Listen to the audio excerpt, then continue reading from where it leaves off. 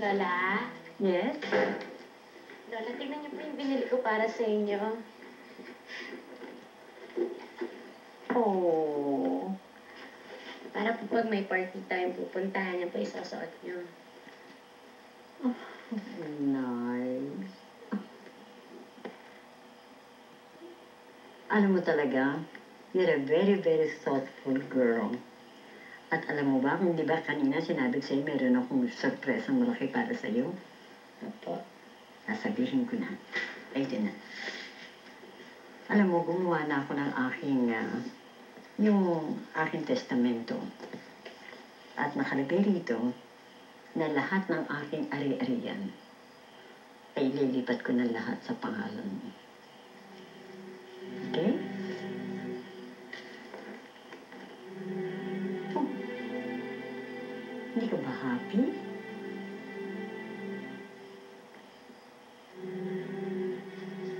Ano? Lola, parang hindi ko po yata kaya.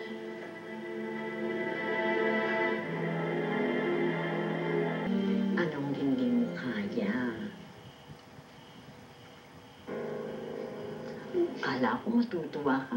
Bakit ganyan? Ba't umiiyak ka? Iha, anong hindi mo kaya? Ano? Ang tanong na bakit? Ano? Bakit ganyan ka? Lola, parang hindi ko po kasi kaya eh. Ang bait-bait niyo po kasi sa akin. Parang hindi po karapat para sa pagmamahal niyo. Ay, naku. Alam mo naman kung gaano kita kamahal. At kung merong karapatan, hindi lamang sa pagmamahal ko, kundi sa lahat ng aking ari-arian, walang iba kundi ikaw. Ganun kita kamahal.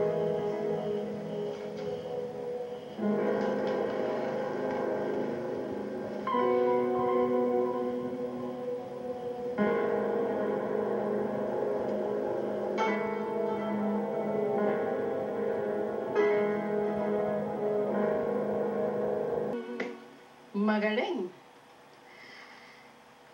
Pinakababuto. Pero, mahusay ka palang artista. Pwede ka bigyan ng award. Eh, syempre, dapat malaki ang porsyento ko dyan. Isipin mo na lang ako tagapagmana. Hoy, tauhan ka pa rin namin, no, ha? Huwag lalaki ang sungay mo o hahaba dahil ako ang puputol dyan. Naintindihan mo? Boss mo pa rin kami and don't you forget it. Okay?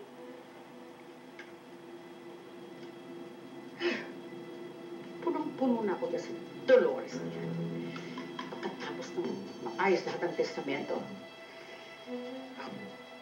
ako maglalastas dyan sa leg ng bruhang matanda na yan.